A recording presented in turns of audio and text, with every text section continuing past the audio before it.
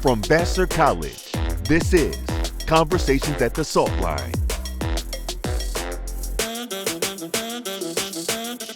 On this episode, a conversation with Cleaver Cruz.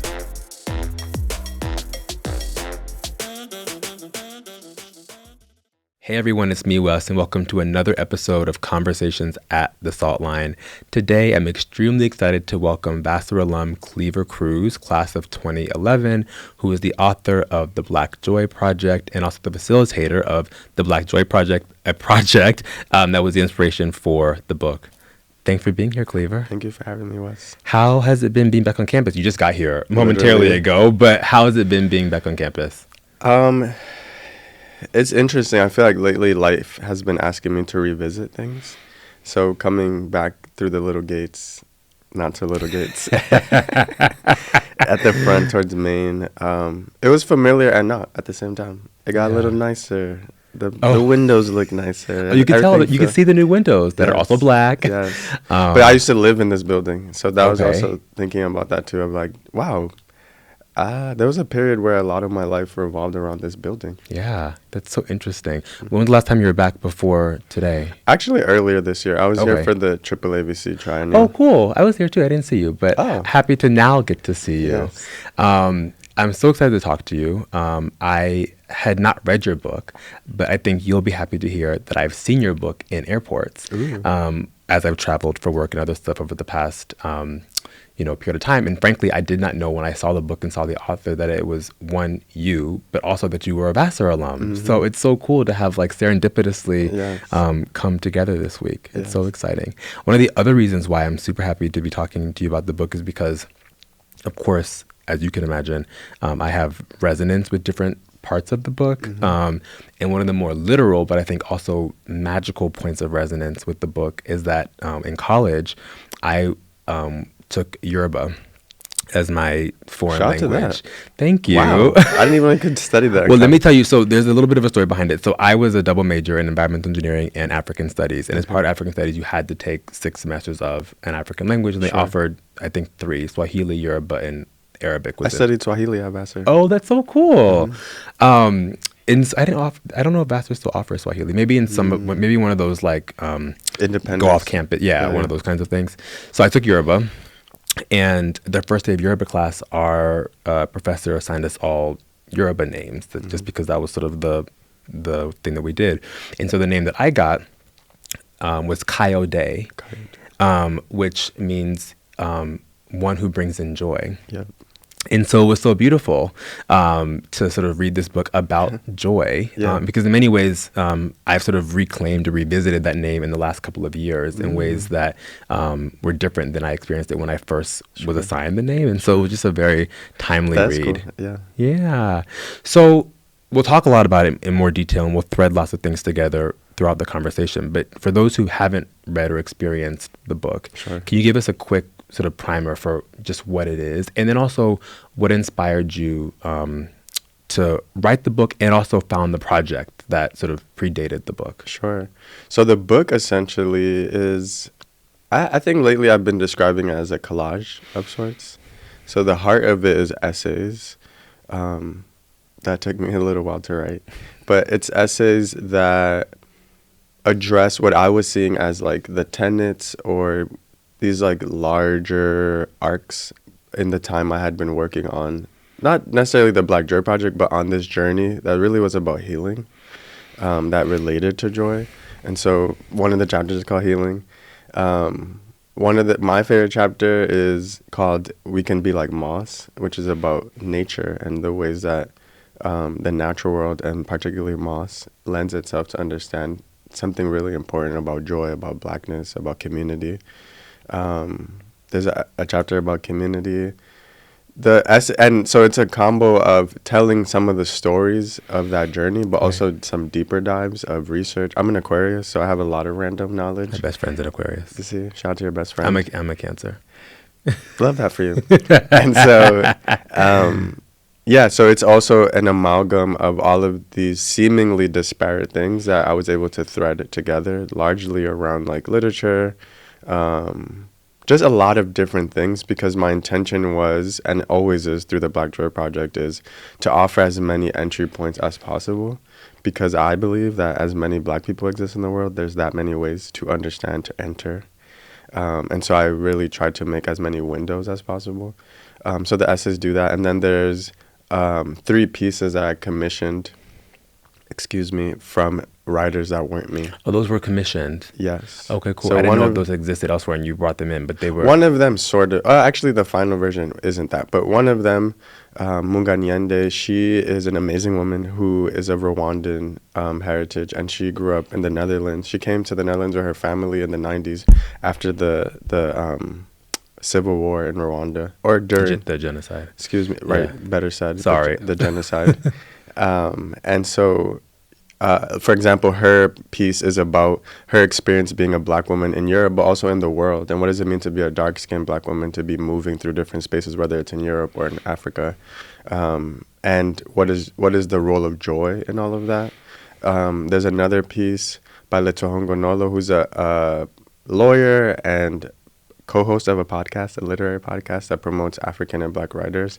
And their piece is about what does Black queer joy look like in the South African context. And the third piece is from a Zimbabwean poet, Sister Zai, who at the time was living in Australia for over a decade. And so she wrote a poem about her relationship as a Black African woman to the Black Indigenous people of Australia. Mm. And then there's over 100 pieces of art that are a mix of archival, because I'm a nerd, so I shout out to the Library of Congress, that I spent time looking for. And then there's 50 artists that I found in this journey from all over the world, from as far as Australia to different parts of the continent and Europe and so on, to create a visual conversation. Because shout out to my editor, Rakia Clark at Mariner, who really pushed me around how can we, the ways that you're able to create texture in writing, how do we create that in visuals so that people can see literally different elements of joy. So when you look through the book, it's not just portraits. There's like paintings of a grandmother's hands like splitting peas, or a mom holding her child while she's getting her hair done at a salon. Just those types of things. One of my favorite ones is called Old Queer Love, where it's like these two little old ladies holding hands. Yeah. In Miami, actually, that picture. The original image was there. So it's a mix. That's why I was saying it's a collage of sorts. That it's not any one thing. And in the intro, or the first chapter of the book, I talk about how there's no right way to experience this. That you can open the book to wherever. Yeah. Obviously, there's an order if you want that, but it's just whatever you need, you can turn to that. Find it in there somewhere in whatever permutation. I love that. Thank you. And I do think a collage is the perfect way to describe it. Or I should say that's how I experienced it as someone reading the book. And it was wonderful too, because of course there's an author, there's a facilitator of the project, but also the curation, I should say, of the book. But it's very clear, both in the commissioned pieces, but also in the art that's sort of placed, that in the way that you sort of made this collage and given people not quite equal, but let's say equal airtime to this question about joy, right? Yeah. Like it sort of seems to me that's how you want people to experience it too, right? Like everyone has sort of their piece, right? It's not sort of there's no arbiter of the joy, right? Yes. And everyone can define it, experience it, benefit from it, create it in a variety of ways by themselves or with others. And I think just all that to say, the structure of the book, I think, is consistent with how you then talk about joy, which is a beautiful thing to experience. And that's complicated, right? Right. Something I talk a lot about is joy is not, to me, my understanding of it, joy is not an escape. So this is not the book to like get away from things. It's really about being affirmed if you need that, but also to be able to address the ugly. There's tons of parts of that book that we're talking about, like the violences of dictatorships. We're talking about genocide as the language that Afro-Brazilians use for the state of Black people in Brazil, the biggest population of Black people in the Western Hemisphere. Talking about like how in a place like Chad that there's still the retention of this ancient practice around protecting your hair, while in the background we know what's going on in that region of the world. Right. So I think it's partly to make that what it is. I was going to say okay, but it's not okay. It's just being present with what it is. Yeah, absolutely. And that joy is not absent of other things happening in the world. Absolutely. And we're going to get to some of those concepts in a little bit. To start, we've referenced it a lot so far, but I want to give it some voice. Let's talk about the genesis of Sure. the Black Joy Project, not the book, but the actual project, so to Sure. speak. Because I think the founding of things, although I know we don't like that founder language, but the founding of things or the beginning of things, I think, are instrumental in understanding what they are and what their purposes are. And Sure. so before the book, there was a project, Yeah. and you write in the book how that started. But for those listening, explain where that came from. Sure. I was really sad one day in 2015. Actually, it was around this time. It really the was. fall. A little bit later in November of 2015. It was like a week or two after Turkey Day. And I woke up in my bed, literally couldn't move. And I just kind of laid there because I was paralyzed in a way, feeling super depressed, probably like the saddest I had ever felt to that point. And at the time, I was working for an organization that in basic language, I was the regional director for this New York-based nonprofit that was national. And so I was running the New York team, basically. The reason I named that is because my job was to essentially inspire the adults that inspired high school students that we worked with. And so I'm laying there like, all right, I do have to go to work today type of thing. And so while I was laying there trying to figure out why am I feeling like this, I had a very spiritual experience that it was like the words black and joy floated above me. That had never happened. And then I remembered this picture I had taken of my mom. We had gone to this gallery opening a couple weeks before, which was interesting because we never did that before. And I have an identical twin, shout out to Walter, who is a studio artist. So it wasn't weird. We Right. just didn't go with him. So that was different. Right. Anyway, so I posted that picture on Facebook when that was still a thing, LOL. And it was a stream of consciousness of saying, let us bombard the internet with joy. And that at the time, if we remember, 2015 is a year after, November of 2015 is like a year and change after Mike Brown Jr. was killed. This is like a month or two after Sandra Bland was found dead in her cell in Texas. And this was like the rise of the hyper visibility of these types of violences. Right. And so my stream of consciousness was saying, it's not that we need to ignore that, but we need to, it was a yes and of like, and we need to add joy. And I didn't know what that meant. I just need to write that down. And so I had committed to do that for 30 days because I was inspired partly by a friend of mine, Akuya, who had been leading this self-love challenge for 30 days. And I felt like I wasn't doing it right. And so I was like, maybe I can do this on my own. And by the end of this year, I'll feel better because that was my goal. It really was about feeling better.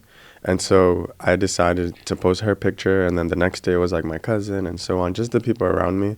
And I would write like a little description. And after like a week or two of doing that, people started reaching out to me saying like, hey, I had a terrible nightmare. And seeing these images helped me calm down enough to go to sleep. Or a friend of mine had moved to South Carolina. Hey, Viv.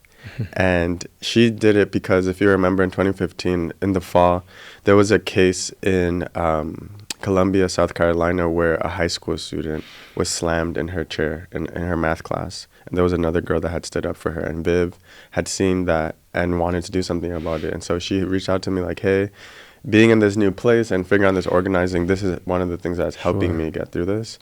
And so I called my bestie and was like, hey, I think there's something going on here. And she was like, stop talking to me and do something about it. And so that's when I decided to migrate it from Facebook to what was then the burgeoning Instagram. Okay. To make it more public. Yeah. Instead of my friends on Facebook. And and that's when I that's when I gave it the name. The Black Joy Project. Yeah. And so it's been, since that moment, a pivot towards allowing this organic thing to be. So it really ended up leading me to all of these different places. And a major shift from the beginning, I was describing people's joy. And then once it became more formal, I shifted to having people describe what joy meant to them. Yeah. Because that felt important instead of me defining it for them. Yeah. That's so interesting. In so many ways, so many things about that are interesting, actually. The first is at the risk of sounding cliche, right? These beautiful things come from or can emerge from these moments of sadness or darker places or things like that, right? And that's not meant to like romanticize darkness either, right? But to acknowledge, to your point about naming what it is, that like sometimes those things happen in that sequence, right? Yes. The other thing that's so beautiful about how you just described that narrative, you could feel the infectious nature of the joy that you were sharing, right? And people, of course, responded to that concretely by telling you, right? Like, this is motivating to me, or I feel moved to engage you in this way because I see you projecting joy in this way. Like, how exciting, right? And the last thing I think is cool is you sort of pivoting, you didn't use these words, but pivoting from like a kind of like an anthropological role, right? By like describing what you're seeing, to this role that was sort of like empowering folks to like write their own autobiographies, right? As it relates to joy. And with that last part, I'm just curious what you learned, like as you ask people to describe joy themselves, what words, what language, what concepts emerge from that you might have experienced as surprising or new for you, distinct from when you were trying to code it yourself, if that makes sense. Sure. The reason I pivoted is because as a writer / educator, I'm somebody that takes seriously that the best way I think to describe it is there's a really amazing singer. Her name is La Concha Buica. And she has this incredible interview where the interviewer is saying, like, you know, your music seems so sad, and what is that? Very similar to the question you just asked me. And her response is, I only know the place from which I sing and not the place from which one listens. And to me, that is about allowing people to define things, that even something like joy, which I think everybody has in their lexicon for the most part, it means something different. And so the reason I was saying as an educator is just learning that you can't assume people know the thing that you know, or that the way you understand something is the way that they understand it. That it wasn't so much the deepness of like autonomy and all of that stuff. It was more of like, I literally don't know what this word means to you. And I'd rather give you the space to say that to me than me to make sense of or assume what that means, or interpret a picture on my phone of you, of what that joy could look like or mean. And then in terms of the things I've learned, I think a few things. One is I haven't met a Black person that didn't know what joy was. They may not have called it joy or Black joy or that type of thing, but I have not met one Black person or a person of African descent that it was like, what do you mean, type of thing. It was more of like, I never thought about it that way. Or I remember one guy, he just started screaming like, I'm the Black joy man. That's exactly who I am. That kind of thing. So I think it was learning about language, and that I'm somebody that believes, or I'm committed to the mission and not the vehicle, which is to say the Black Joy Project is what it is now, but I'm committed to liberation and to whatever the power of joy is. And if that language needs to change, that's fine for me. I'm not attached to Black Joy or the Black Joy Project, which is to say that so to give it language is to give it consciousness. And when you have consciousness, you have a choice. And when you feel like you have choices and options, that shifts your experience of things. So that's been interesting to, in some ways, sometimes provide people the language, because then it makes clarity of like, oh, there's something to hang my hat on with this term. And that, which I talk about in the book, is if I were to distill all of those people's answers at this point, going on 10 years, it comes down to being left to your own devices without interruption, without being told what to do, to be free. Yeah. That's what Black Joy means, is to be free, to not be told how to be, who to be, what to be, to just be. Yeah. And no interruption and no harm. Absolutely. It's funny because as you were talking, it occurred to me that when asking people this question, you probably now know this, but imagine at the time you might not have expected it, you're really providing a great privilege and opportunity for people who might not have thought about their own joy, right? They might not have been mindful about what brings them joy in their lives, right? Not because they don't want to experience it, right? But because it's possible their life circumstances make it such that it's not easy to prioritize that question, right? And so by even just asking them, right, even if they're at a place where they still may not be able to, in their immediate sense, like think about what they can do differently to bring them more joy, like just being mindful about it and articulating what that could be, is a gift, I imagine. Think so too. And that also, like I was saying, if none of us don't know what, like, as if none of us are strangers to it. Right. So I think sometimes what I was hearing when you were just sharing was the consciousness of it, because joy is already there. You're not necessarily thinking of it as that thing. It's just a part of our lives. Right. And I think when we give it that, then we get to understand the power of that, which is totally different. Because, again, all of us, literally I'm going to assume any Black person you ask, they have at least one joyful story. It's so true. And you said this earlier. One of the chapters in the book is entitled Yes and. Yeah. And I really appreciated and loved that chapter because I think it's a very honest chapter. And the framing, I think, beyond the chapter, the framing of thinking of joy in that way is very honest. And in an attempt to sort of describe it, of course, talking to the author is an odd thing to do. But my understanding and simplification of that concept is, yes and is an acknowledgement that like joy does not mean perfection. It does not mean constant sort of nirvana. That's not what joy means. The yes, what comes before is an acknowledgement of things that may not be great, right? Yes. We're in a context that they're always going to be imperfect. They could be harmful, all of those things. And then and sort of creates the space for other things to exist alongside that, in this case, joy, right? And so that phrase, I think, is really a great thing to hold in our hearts and in our mind, because it sort of grounds joy in a sort of real way, right? As opposed to saying the joy that we're going to experience or try to aim for is irrespective of the reality we're facing. Yes.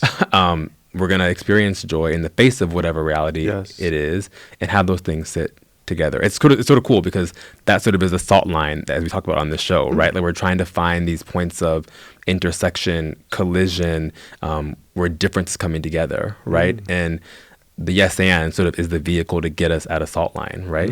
It's a cool concept. And that's always there. I think that's important that we have to remember. And when I mean always, I really mean like history. Yeah. Yeah. If we understand where this little human thing started, which, if we use modern language, it was Black people in the beginning, which means that there was always Black joy from the jump. And I, especially this year of touring around, posing that to people of like, what would that look like for us to have that sense of pulling from that far back? Not just the last couple hundred years, but from the beginning of this existence, that was there. Yeah. Imagine if we were able to, the same way like when Maya Angelou used to say, enter a room, understanding that there's thousands of people walking in there with you. Yeah. That's a real thing. Yeah. And when we're allowed to sit with that, to me, I think that's very powerful. Yeah. We had on the podcast earlier this calendar year, Michael Gomez, professor at NYU, who was brought to Vassar by Professor Ismail Rashid in Africana Studies. And his book, Reversing Sales, which is often seen as a very sort of fundamental book in Africana or Black studies programs, does the same thing that you just did. It sort of widens the story in the history of people of African descent to start well before the transatlantic slave trade, right? Which, of course, in this country is often where the story starts. Exactly. And so it sort of includes, like, whatever, the kingdoms of Mali and all these other kinds of things in which there are complex politics and family structures and civilization, part and parcel of joy that lives within that, right? And so to your point, I think recognizing that the experience is larger than we often acknowledge that it might be, and then with that is the joy of those experiences, right? Gives you a deeper well to pull from. I think so too, because part of what is happening, which I talk about in the book as well, is the limiting of our imagination. Yeah. And that if we can only imagine 3 centuries back, 5 centuries back, that's very limiting considering how long humanity has existed. That when we're able to let our imagination roam, more is possible because you're imagining more, you're envisioning more. And, we're in a moment where we need imagination more than ever. Yeah. I was just at dinner with someone, some trustees and others earlier this week. They were going to film a movie on campus. It was very cool. We were doing some scouting for some different locations, and I was talking to the screenwriter who adapted the script for this movie. We were saying, the world feels a variety of ways about the recent election, and I said to her, yes, and I feel like these moments create the most innovation, creativity, inspiration, because it's sort of, there's a catalyst for those things, right? We sort of feel in some ways moved, less comfortable, more anxious, and those things can, if we let them, produce sort of the exciting things that come with imagination. Yes, it's very important. Yeah, I like the way you described imagination in the book, as sort of a bridge, right? It was sort of the vehicle, if you will, from where we are to what could be. Yes. And that's a really exciting concept. As you've talked to people around the world about joy, describe for me the moment where just thinking about joy, you could see in them, like physically see, or you could feel in them like a shift, because they were imagining this bridge. Like they could now feel and see a possibility and a path to get to a different place. That's a good question. The first that came to mind was when I went to South Africa. There was somebody that I got connected to, and I was excited to be there. Like, okay, you don't know me, you want to talk to me, sure. And so I'm sitting with this guy at like some random restaurant in Johannesburg, and he ended up talking to me about being depressed for like an hour or two. And he was just being really honest about like not being happy with his station in life at that time and all these different things. And then at the time, my formula was like, I'm going to interview and then we'll find somewhere to take a picture. And so I'm like, okay, let's just walk around the neighborhood real quick to figure out where to take your picture. And I remember we walked like a couple of blocks, and there was this huge mural that said healing on the wall, which I was like, you can't make that up. But I'm bringing that up to say of like, no, his life wasn't shifted at the end of that conversation, but I could see of like something else was possible. And partly I think it was because of just letting that out of I'm not okay, like I don't like my job. This is not the things I want to be doing with my life right now. The acknowledgement itself. Yeah, that leaves room for imagination of like, if I can just name the station of things as they are, then I can have room to figure out what else can be. Yeah. Something about being present. I think joy, in a way, allows us to be present, because when I keep talking about the imagination part, it's a practice of that imagination in the present. Like if we're talking about it, we're also conjuring it in a way. The same way of like when you talk to somebody about like, what makes you laugh? And then people start laughing or that type of thing at the end of the conversation, that something about being present through joy allows you to think forward as you're asking. Or even if you're not in that depth of things, something else is possible though. Yeah, it's so funny because what you're saying makes perfect sense. And at the same time, we often think of joy as sort of an escape. You started off saying that's not what it is, right? People might often experience it as escape, right? And it's funny because I often make this distinction, and you made it in the book, right? That joy and happiness are not the same thing. Right. And so I would posit to those people that happiness is more of an escape, right? Because it is sort of more ephemeral. It is sort of it's less of a state of being. It's extrinsic. Right? It's extrinsic, right? But joy, I think, is really sort of like it's a way of living, right? It's like, I think about it as being grateful. Like being grateful is a way of living, right? Yes. You can live a life in which you choose to be grateful all the time, or to view things through a lens of gratitude, right? Yeah. Joy, I think, is a cousin to that, and distinct from happiness, which is fleeting. Which I think is important, though, to distinguish those things, because they get conflated a lot, understandably, because English is a weird language. But it is different. And even that, right, that we're speaking in English about this, but Black people speak thousands of languages. Right. And so there has to be room for thousands of ways to describe this, because everyone's not understanding it. And that in some languages, joy or even adding Black is more radical than in other languages to do that. That's what I'm saying about not being so committed to the language per se as much as the understanding. Yeah. Because it really does shift. That even for me, my family's Dominican, so figuring out how to speak about that in Spanish is different, right? Especially in a Dominican context, it's different from in English versus like I'm also trying to learn Portuguese. Hey, Brazil, that's different. The way that Brazilians speak about joy or Blackness or that type of thing. That there has to be room left for that.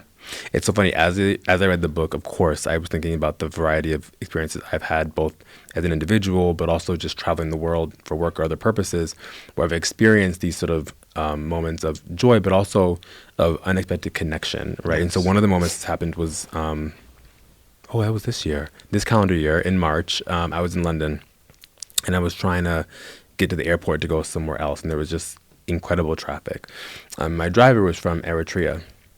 And I used to do some work in Ethiopia, so I love Eritrea and Ethiopia. I love Amharic. I love the whole thing. So we had a great conversation. We had a lot of time. We were in a lot of traffic. So I said to him at some point, I said, I'd be curious to know if there's a word or phrase in Amharic or in Tigray or whatever that doesn't translate well into English, but it's a really special phrase in your native language. And of course, he had not thought about that question before, and it wasn't a common question, I imagine. So he took some time. We had a lot of it, so he sort of sat back and thought about it. And he finally said, "Oh, Wes, I have one for you." And the word was Amharika in Amharic. So we spent some time with me trying to get the pronunciation right, the whole thing, A, B, C, and D, and I finally got it right. And then I said, "Well, of course, I have to know what it means, right?" And he said, "Oh, it means God bless you." I said, "Okay." And of course, to myself, I'm like, it's not particularly like what I was thinking about. Like, how do we? So I was like, "Oh, like." So I might have even asked him. I said, "Oh, okay. What's different about it, so to speak?" And he said, "Well, I chose it because it means God bless you." I said, but he said, but really, the way we use it doesn't align with the literal meaning of the word, right? We sort of say Amharika when we sort of feel pity on someone, or we feel sort of embarrassed for them or something like that. So of course I'm sitting here. My family's from the South, so I'm sitting here and I'm like, so I say to him, I said, "This, I don't think you know this." I said, "But actually, in like Southern American English or Black American Southern English, people say 'bless your heart' in the exact same way, right?" Yeah. And so, of course, he didn't know that. His mind was blown by it. And so, for me, it was this exact sort of thing you're talking about, right? That there is sort of this. There are these shared experiences, ways of thinking, ways of communicating across different languages. Period. And you discover those things when you choose to exist in community with others, right? You don't learn those things as a solo project all the time, most of the time, right? You stumble into those things when you choose to be present and share time, share conversations, share stories with others. And so it was such a meaningful experience for me, but also reading your book helped me to reflect on that particular moment of like euphoria or joy or insight, as simple as it might have been. And so I imagine for others, the book and these questions about what is joy to you, what brings you joy, prompt those memories. It makes me think of most of the time when I've asked that question about what does Black joy mean to you, almost everyone had a story that involved at least one other person. And that was making me think about, I think it was in the community chapter where I say if Black joy was a shape, it would be a circle. A circle. That the communal part feels really important when we add the Black. Because joy, hello, that's not a particular thing. But when you add Black to it, it feels very communal. That at its best, it's when it's not just one person. That feels really important. And also what you were saying was making me think about the beauty in our distinctions. That it is important that we're not a monolith and like one solid group of people. That Absolutely. There's something beautiful about that. There's language and words that can't be translated, but we can do the labor to understand them, or at least make sense of them in the ways we understand the world. That also creates connection, to feel like, oh, you're making effort to understand me, type of thing. That I think that's really powerful. I love that story. Oh, I think thank that's you. No, it was a great experience. I felt very privileged to have it. Felt privileged, but also recognized in the most humble of ways that, again, those experiences happen because someone has done something, right? Like you play a role in creating those experiences and having those stories and discovering those things. They don't happen passively, right? And I think joy is the same way, right? That you don't, like you have to choose joy. It doesn't find you often. And maybe it does sometimes, right? But for it to be like inherent to you, you have to choose it. Which we do. I think, again, it's like because I remember when I was working on that chapter, Rakia, my editor, she was pushing me a little bit about like, how do we tell people to choose joy though?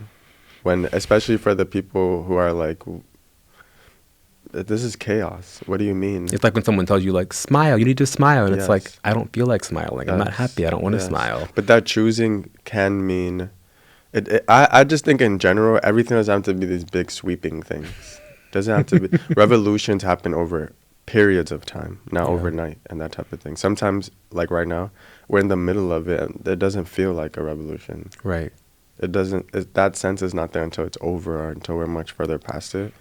That I think it's important for us to remember that it's not all these big sweeping things. It's things like, I took 10 seconds to take a breath before I responded to you. Yeah. Because you just activated me in some kind of way. Or I decided that I'm going to like take 3 extra minutes for my little break time or whatever. Just those types of things, and not these big like, like with self-care, for example, where it's all this buzz now. Yeah. And it really has become like, oh, I'm messed up, and so I have to leave the group, get myself together, and then come back. Where I think Black Joy is the invitation that you can stay in the group, and that the healing and that type of thing can actually come from being in the group. And that even with joy, I've done workshops and stuff related to this, and the culmination usually of those workshops is sharing with at least one person you love and trust what does Black Joy mean to you, so that it's not just your responsibility. Yeah, there's accountability included Yes. into this process. So that if you're like, listen,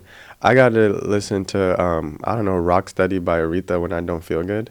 So the next time you're like, listen, I'm having one of those kind of mornings, instead of me jumping for solutions, I could either play that song or be like, yo, have you listened to Aretha yet? Right. And I don't know if that's going to help you, but that's a place to start. Right. And that's also acknowledging you listened to me. You do care about my joy. Absolutely. And that strengthens a type of bond between people, which I think is important. Yeah. And we're meeting each other where we are, as opposed to prescribing things, which we Yeah. tend to do. Yeah. As you were talking, it was coming to me to ask you, what pressures have you or do you face, you, Cleaver, having been the facilitator of this project and the author of the book? Because, of course, as much as it is a collage, a montage, others contributed, by authoring the book, by having your name attached to it, you can imagine there's a way in which people then look to you for answers, for explanations, but also look to you for joy and expect of you to sort of be like buoyant The joy and person. in the joy person, right? And that's a great honor in many ways, right? Yeah. But it can also, I can imagine it also can be a burden. You're a human, Yeah. right? You write about the complexities of joy existing with other things. Right. So how has it been since you started the project and wrote the book in terms of these potential projected pressures? I really appreciate that question. One of them was before the book came out. As you see, there's a lot of art, and there's 53 people that besides me that are part of this. And so it was the pressure of feeling like I had to protect them as Black artists, frankly. One was I am an artist, so I have the sensitivity to that. And so feeling this protectiveness of Protectiveness from... of like, I'm inviting all of these people into this Got it. giant corporation that is interested in supporting me, but it's still a corporation the in a publishing capitalist company. Yeah, in this capitalist world. And it's not that they were like, my experience wasn't all this violence and stuff, but it's the reality of like, these people who are truly artists in the world, that's how they're getting through, who don't know me. I think I only know a handful of these people personally. So most of these people, it was cold calls or email or whatever, are trusting me to be a part of this. Also, a book process is slow. So I'm communicating with people for years, Right. not like a couple of weeks or months to Right. make this happen. So I'm sustaining relationships with 50 plus people across the world, trying to make sure, making my efforts to make sure that they're informed and educated about what's going on. That's not just transactional of like, send me the high res, sign the thing, and then I'll get back to you. But it was things like sending videos regularly to explain to them, like, this is a part of the process that we're in. So the pressure of feeling like I need to make sure Better way to say it is from the beginning, I was committed that joy had to be reflected in the process. In the process of getting the book together. Yes. Yes. I didn't want to. I'm not the person that wanted a product at the end that was joyful. I wanted it to feel as much as possible through that process that was there. And that to me, community is very important, which is tied to accountability. And so if I'm being held accountable to helm this project, that I want to show these people, particularly the ones who don't know me at all, that you will be taken care of, you know, like you will be compensated for your work. It's not just signing a thing. On time. You know, and communicating about how and when you'll be compensated. You'll be communicating about like how do we cultivate a community amongst us, because that's really what has happened now. Now there's like a network of artists around the world in this conversation. So those types of pressures, but also I'm sensitive about my ish as an artist. So also of like, how do I make sure this makes sense? Are the ideas coming across? Can like a 9th and 10th grader potentially understand this and not just adults? Right. Those types of pressures, and you know, like capitalism of the performance of a book, that there's a lot more to it than just writing, because then there's a whole world of marketing and all these types of things. So also trying to make sense of how will this book land in the world, because I think this book gives something to everyone, but as soon as you put black on something, you either look at it and be like, that's for me or it's not for me. Right. Even though I think most black things can give something to anybody. But just thinking about that, and in my conviction that it's always going to have the center being black folks. And so how do I move according to that? Those types of things. Or even like in the few moments of telling my personal stories, of being careful that I'm really telling my part of the story, because my family and stuff didn't sign up to be a part of the book in that way. So even when I'm telling a little bit about like part of how all of this started was the sudden death of one of my relatives. So just being sensitive about that. Like I can tell some of it, how I experienced it, but I'm not going to go deep into it, because my family is not these public people that are talking about their grief in that way. Or even just the sensitivity of changing people's names and making sure that I'm telling their stories in a way that honors what they've shared with me, and not creating sensation just for the sake of a book. And then all the other things that come with when somebody signs up to write a book. Absolutely. Thank you for that generous and thoughtful answer. As you were talking about the different artists you had engaged for the book, I'm thinking particularly about the pictures. Because, of course, as you noted at the beginning, there's many ways to engage the book and many ways to read it. I, for what it's worth, chose to read it only the prose first, and then went back and looked at sort of the pictures sequentially without the prose. But then, of course, I integrated them because, well, I'm going to tell you why I did that. Sorry, it wasn't a choice. It wasn't my initial choice. I chose to do that because when I first started reading the prose and then looking at the pictures at the same time, it wasn't making sense to me because they weren't aligning, quote unquote, right? I don't right? talk about the you don't images, talk about the image in the text that's most adjacent to it, yes, right? Besides in one place. Yes. And I noted the place, and I was curious why you did that. Which place was it? It was I thought you might have picked up on it. The place where you did that was when you're talking about the Black Joy Project photo booth at Afropunk. And then a picture of the frame in that photo booth project was directly below on that page. Yeah. And so I was curious if there was something behind that, subconscious or not. Well, one is shout out to Renata de Oliveira, who was the designer of the book, who she really read the book, as you can see, because she read the book and largely decided where all the images were going to go, with my input, of course. But I'm saying that to say, I think it was on that page was partly because that was where the images began, when it wasn't just me.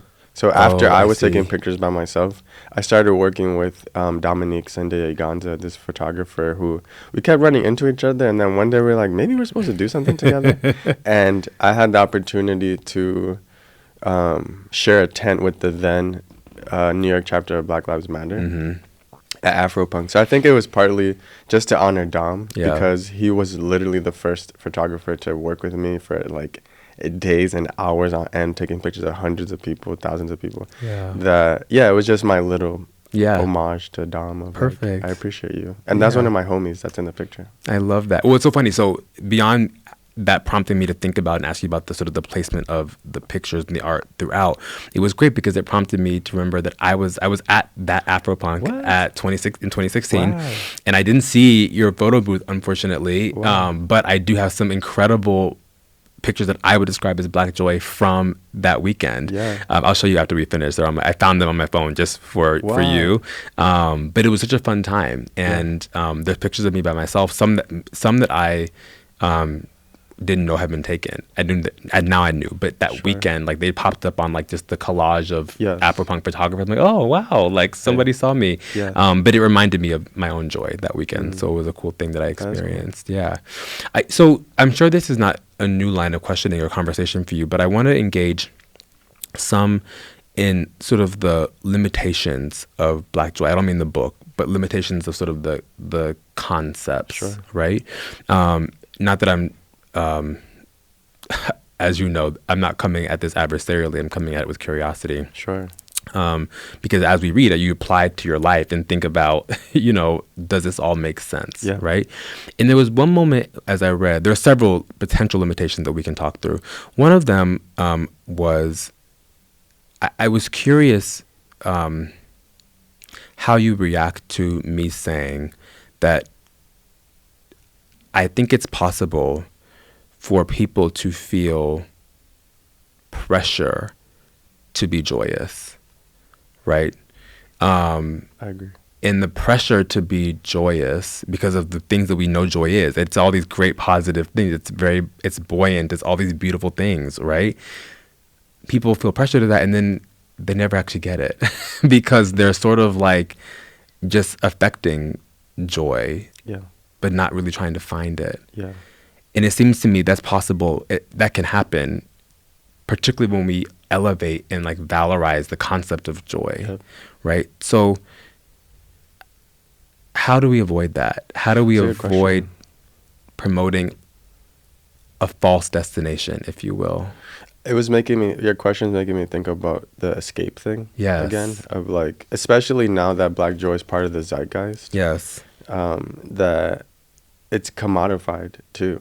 The ways that like I wrote down commercialization on here is. because it's giving rainbows everywhere. During it's June. like Pride Wash. Yeah. Yes, that's like, oh well, if we are being fed in mass media that Black Joy is literally like grinning from ear to ear and Yes. frolicking with huge afros in a field, and sure, those are examples, but that is not.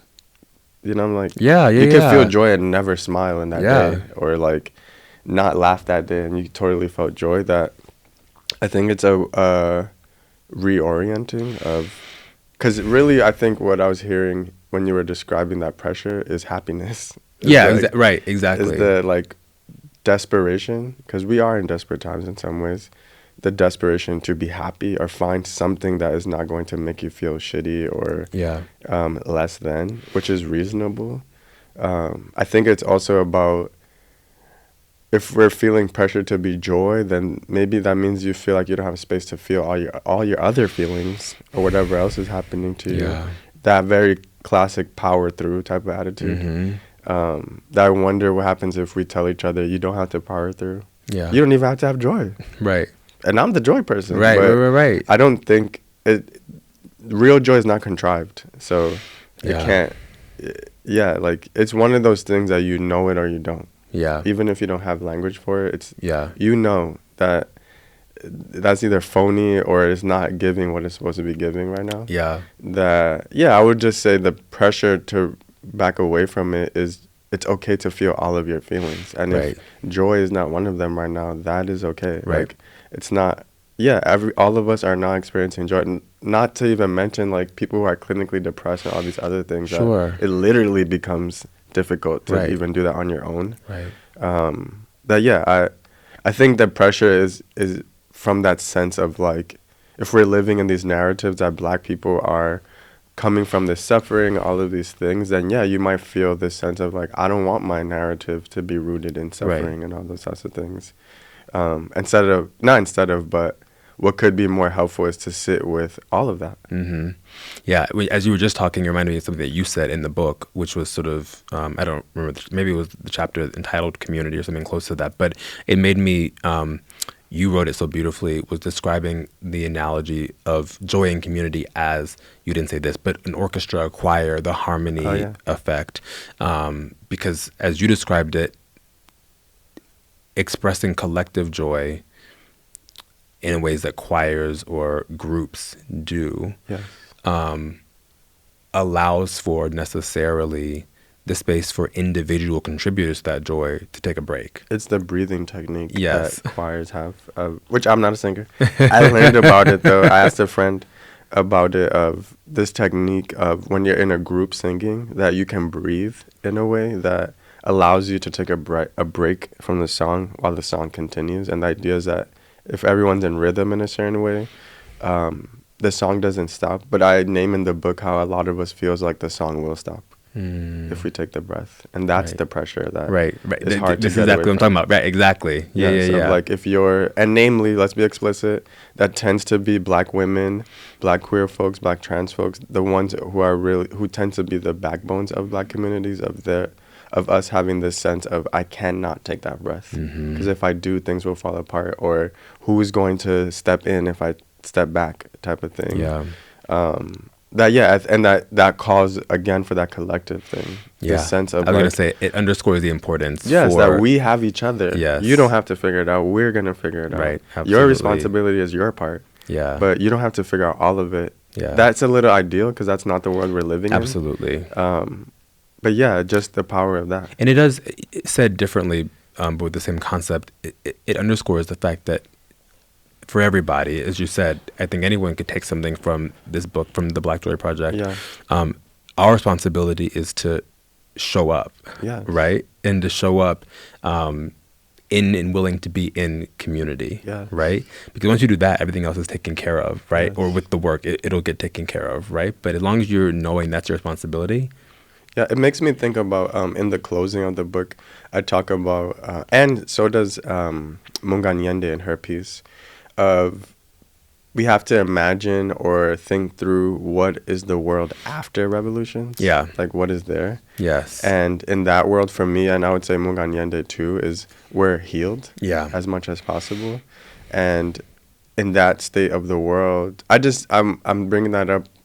I just lost my train of thought, but it was something about, like, if we can imagine past the things that have to come down, and what is that world we really want to work towards, of us being well, because that is why all of this started, was me wanting to be well. Yeah. And then learning that for me to be well meant we had to be well, ultimately. Correct. And and my wellness would contribute to the collective's wellness. Yeah.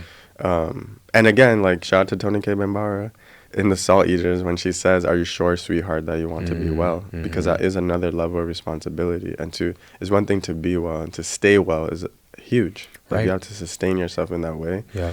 That something about what you were saying was making me think about that, of we have to imagine those worlds after the revolutions, and that for me specifically, that means us being healed, and how do we support each other through that healing and being well. Yeah, 100%. And I had never heard this phrase before I read it in your book, but the sort of the turning of the hurt people, but healed people heal people was so beautiful. And I've seen that bear itself out in my life in a variety of ways, right? Again, it's sort of the infectious part of joy, right? That it's very difficult to be around someone who is legitimately joyous and stay bitter, right? Or stay hurt, or at least stay in a place where you're not aspiring to get to a better place. I often don't even like the word healed. Healing. Because it's always a work in progress. I don't mean that critically, but you know what I mean. And so just being committed to that work of healing, or improvement, or whatever other sort of word you want to put, I think is, it's a marker of sort of where you are.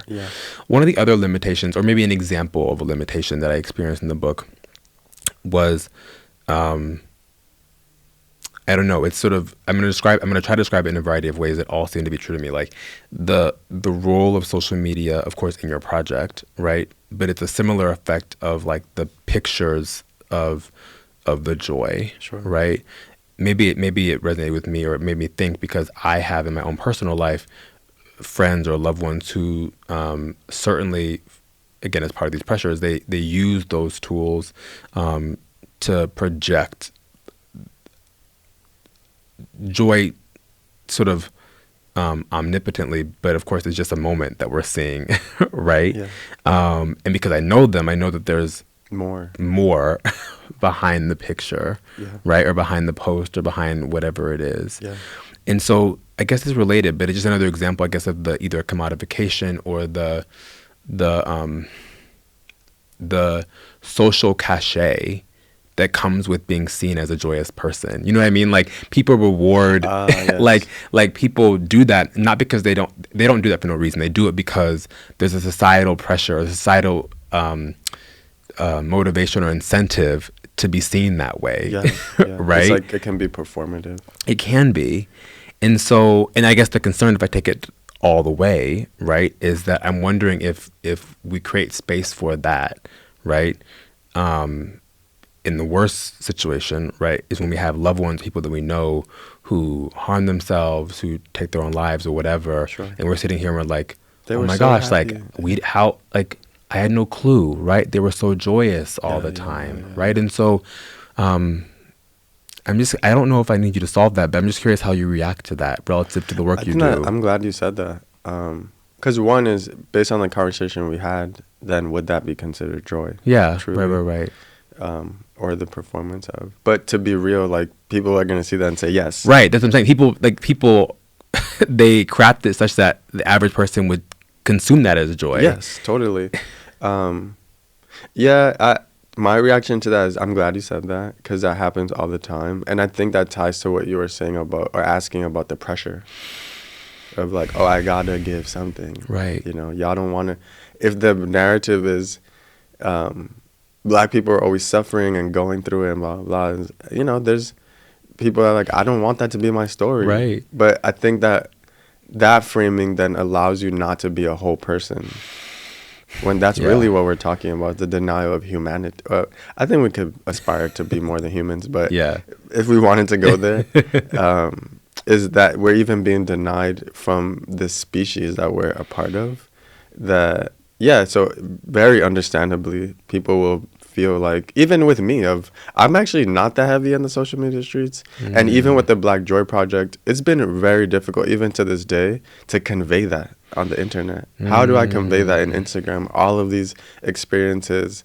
I mean, it's a little bit different now with TikTok and all of that. Yeah. I haven't gotten into all that, but when this started, it really there weren't that many ways to share publicly what's going on with you. And that it's always been hard for me from the beginning. Of the most powerful experiences with the Black Joy Project has been these types of things. It's conversations. The random person I saw somewhere and we had a really amazing connection, or, you know, those types of things that's very hard to convey. So I think when it starts coming down to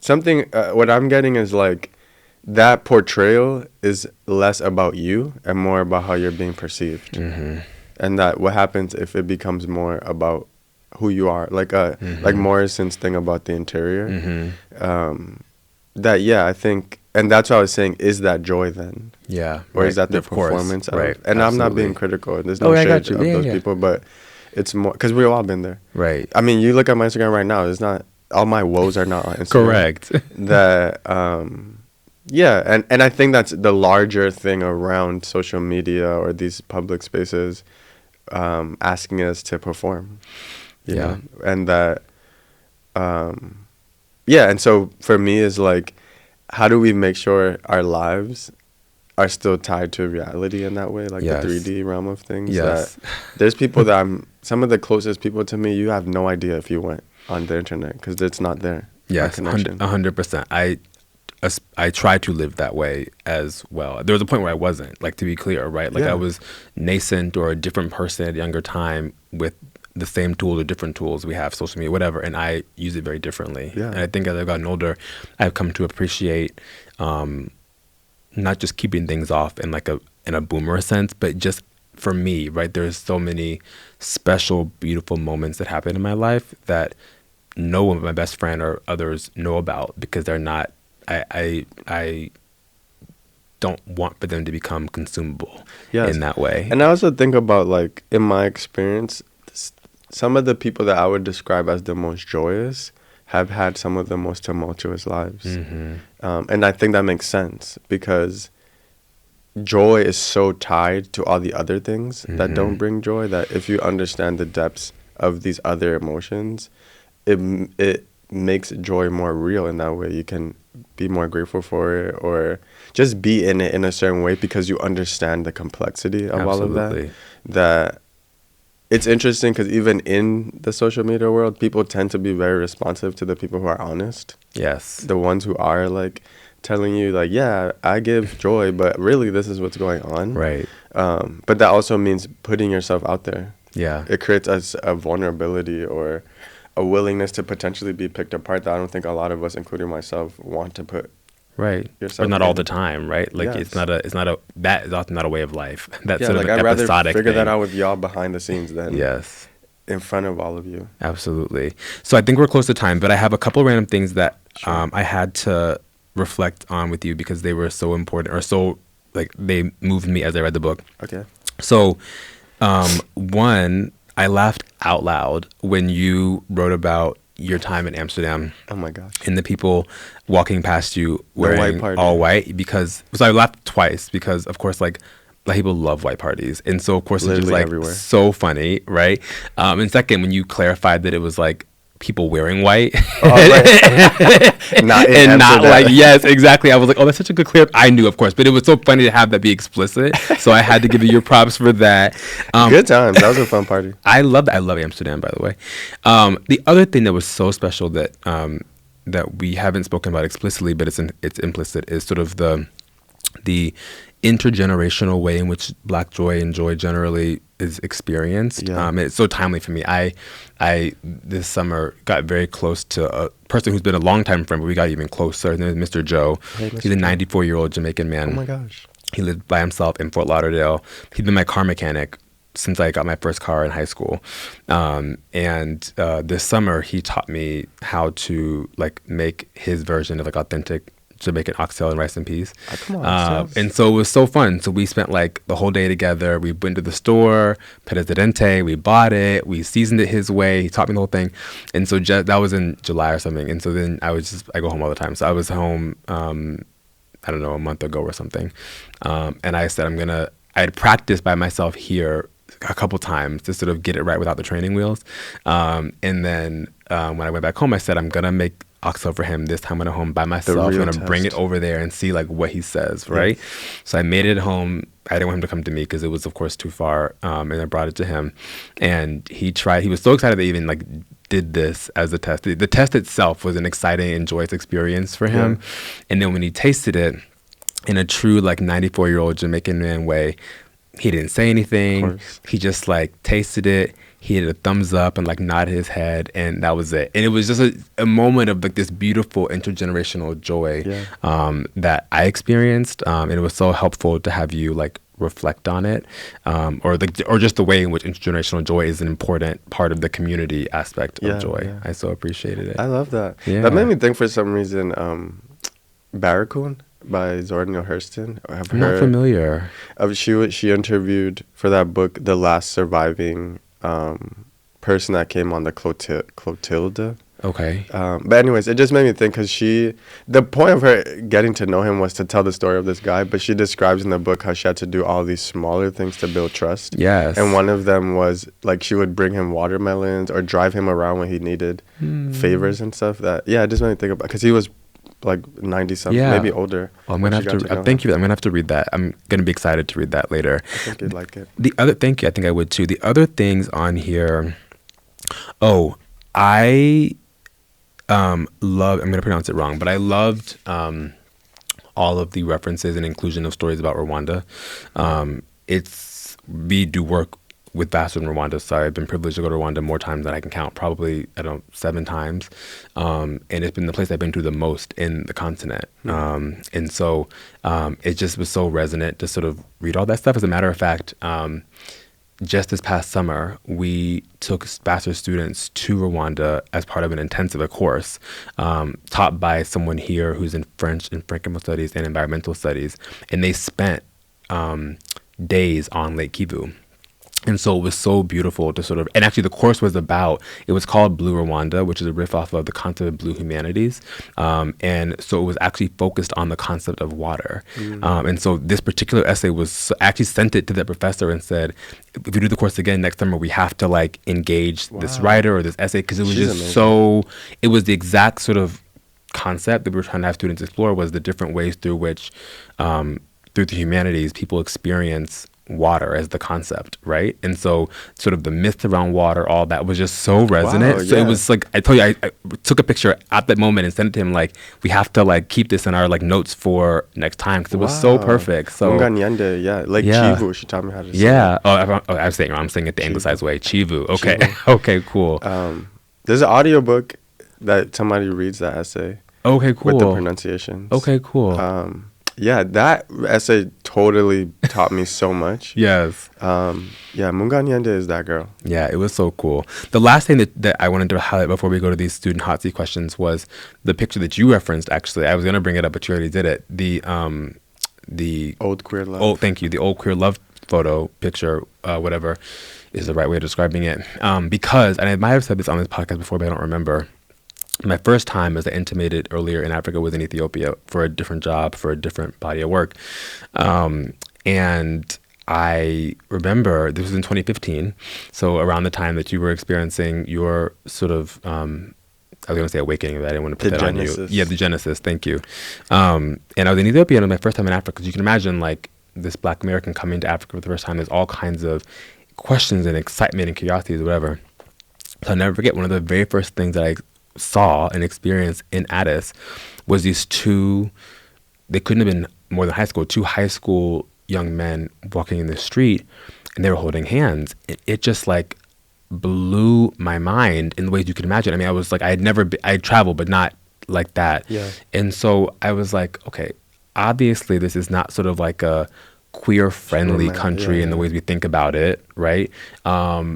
But there's also clearly like, so I couldn't make all the conclusions, but I just was like confused. So I then asked my coworker who was local, he was Ethiopian, and I'd worked in global settings, so we could have this conversation. I said, Abraham, what's going on? What's going on? And he was like, oh, that's just how we show like platonic love and affection or whatever. And so simple and so beautiful, but so memorable, obviously. For me, that was 10 years ago almost.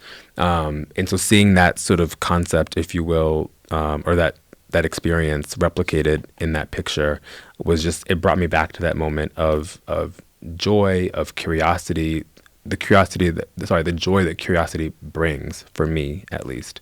I love that. I love that. Terrell Villiers is the artist. Yeah. I love that picture just because the importance of seeing older queer people. Mm-hmm. Absolutely. You know, and that we can live long lives. Absolutely. I love it. Let's go to these hot seat questions. Okay. Actually, one of them I didn't say at the time, but you sort of preempted, so I hope we have an answer. The first question is, in what language is the word joy most beautiful to you? Ooh. I like it.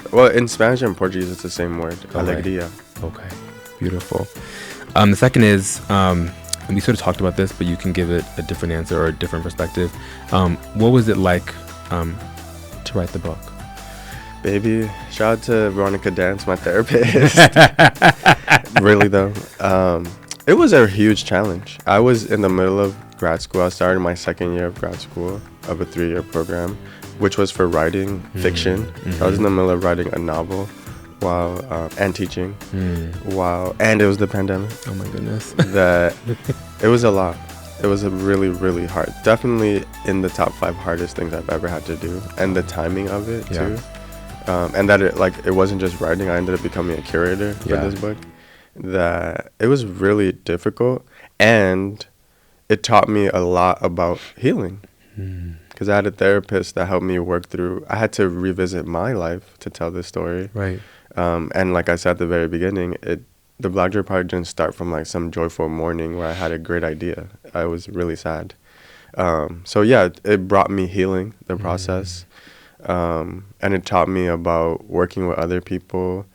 And yeah, it was hard. The company went, like, there was a strike at one point at HarperCollins. Shout out to the HarperCollins union. That, yeah, like almost everything that could have happened did in this happen. process. Yeah. Literally like a global pandemic in the middle of it. That it was really difficult, definitely difficult, and it was really rewarding. You know, of like, wow, I've been working towards something like this since I was 8 years old. Yeah, So for it to come to, it's still not real. Like, you're holding it, it still don't feel real. I'm sure. You deserve all the credit for it, Thank of you. course. The last question someone submitted was, what activity brings you the most joy? I would say this week it was laughing with my abuela. It was her birthday on Thursday. Happy birthday to her. Thank you. Oh. She's really funny. So Yeah. yeah, just with her antics, that brings me a lot of joy. I love that. It's been so fun talking to you, Cleaver. It's been a privilege to read the book, to experience the book, to try to embody the tenets of the book. And, you know, not to be sort of too on the nose about it, but I do think it's not a coincidence that on this podcast we try to explore these salt lines, right? That we sort of discovered that joy often is one of those salt lines, right? The imagination that brings us joy sits between what is, which could be difficult, and what can be. And so imagination and joy really are these vehicles, these generative processes, right? For us as individuals, for us as communities. And so I'm happy that on this podcast, we could sort of give name to this beautiful salt line. Thank you. I really appreciate it. 'Cause I know that ultimately, like I said at the beginning, my commitment, my mission is around us being well, which to me is tied to liberation. And that means we have to be willing to be with all of the things and to be open to potentially letting any and everything go. And that whatever is not served, which is very much like a life thing. Yeah. Of whatever is not serving you, we have to release it. Yeah. And I think that this moment, there's a timeliness. There's always a timeliness with Black Joy, but I'm feeling this timeliness of community, that now is the time we really have to come together and lean on each other and be open to letting things go that don't serve us, even if it seems that way, to really sit with critically what will we need, not just to get through the next few years, but in this lifetime. Or like I always think about, I may not see all of the end of the demise of certain things in my lifetime, but I need to make sure I contributed towards it Positively. for the next 7 generations, as Indigenous people tend to say. Of how do we allow ourselves to be in that in an everyday sense, of just being with your people, whoever that is, and figuring that out and sharing with each other. I think that's really important, is sharing with each other what brings you joy and what doesn't. Because I think that was a theme of what we've been talking about, is joy is also tied to what doesn't bring you joy. Absolutely. And there's more room. That's the point I was trying to make earlier about the revolution, seeing the world afterwards, is the power of healing is that it makes more room for other things. And that, at least in my experience, is literally in your body. Like, I can feel it, that I have more space.